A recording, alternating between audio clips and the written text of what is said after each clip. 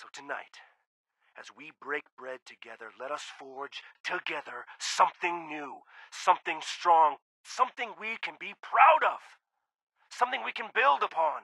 We'll preserve what's best of what's come before us and use it. And one day, we will reclaim what was lost.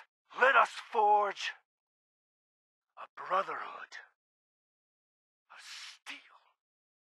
Of steel. Of steel. Of steel.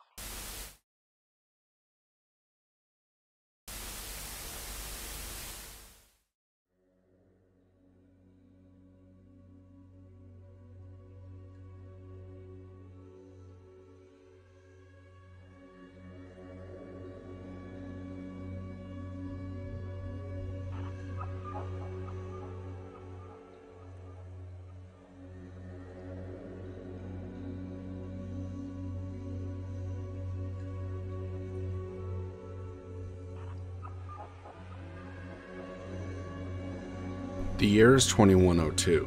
Clad in powered armor, armed with some of the most dangerous weapons and pieces of equipment in the wasteland, the Brotherhood of Steel marched to Appalachia from the Lost Hills base in California.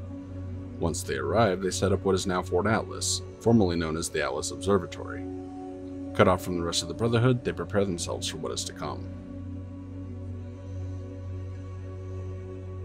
Many have speculated what the future of the Brotherhood in Appalachia would be since the Return in the Steel Dawn and Reign story arcs. Theories range from them simply self-imploding due to having unstable leadership, being killed off by the Vault Dwellers, going to war with the Enclave, or simply keeping a military and police presence in Appalachia while it regrows and flourishes back to a semi-normal state. Or perhaps a bit more far-fetched but not dismissible, even reintegrating themselves with Elder Lions in their chapter 100 years later. Given Bethesda's retconning of various factions, established stories, and leaving plot holes across most of their games, anything could be possible. So where do we go from here? In this video, we are going to briefly discuss a potential outcome of what will become of the Brotherhood of Steel in Fallout 76 based on facts and the information available to us. There will be spoilers, so be advised, if you haven't played the questline yet, you have been warned. As you progress through the Steel Dawn and Steel Reign questlines, you learn who the Brotherhood are in Appalachia and why they have come. You are tasked with trying to re-establish communications with the Brotherhood in California, clear out various locations, find recruits, locate missing weapons, and ultimately determine who will control the Brotherhood detachment in Appalachia. Post the questlines, you will change the fate of the chapter. However, we really don't see these changes outside of a few dialogue options and statements from hopefuls and initiates. So that leaves us with the question. Now what? Well, given evidence from previous Fallout titles, we know that multiple detachments from California were sent east to the surrounding regions to look for technology, weapons, and those who had heard the call from Roger Maxson, only never to return. With that, we understand that this new Appalachian Brotherhood never re-established contact with their leadership back home. Depending on who you chose to be the new leader, whether it be Paladin Romani or Knight Shin, the outcome could potentially branch in a couple of directions. Starting with Paladin Romani, she has developed the opinion that the Elders are too idealistic and that they would rather go about scavenging technology and not utilizing it to help the Wasteland.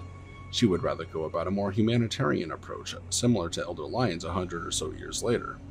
The likelihood of her wanting to re-establish contact with the West Coast Brotherhood is slim to none, and she would rather utilize the resources around them to help the locals.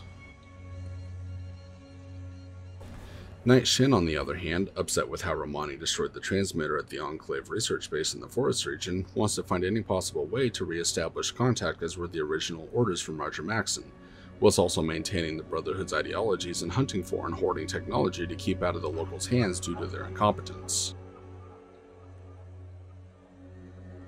How the outcome plays out is ultimately up to the player character. So, with these things in mind, what can we speculate, or more ideally look at, to be the most fact-based future of the Brotherhood of Steel in Appalachia?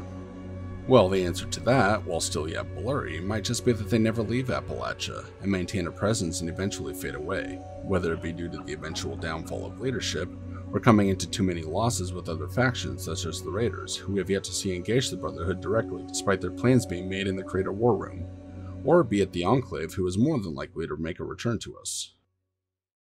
But a lot of this is speculation and theory crafting. What do you think will happen to the Brotherhood of Steel in Appalachia? Will they fade off into the wasteland, or do you think Bethesda might retcon them into sticking around even post the events of Fallout 3 and 4? If you enjoyed the video, consider liking and subscribing, and let me know what faction in Fallout 76 you would like to see theory crafted. Until next time, this is Doomguy, ad Victoriam.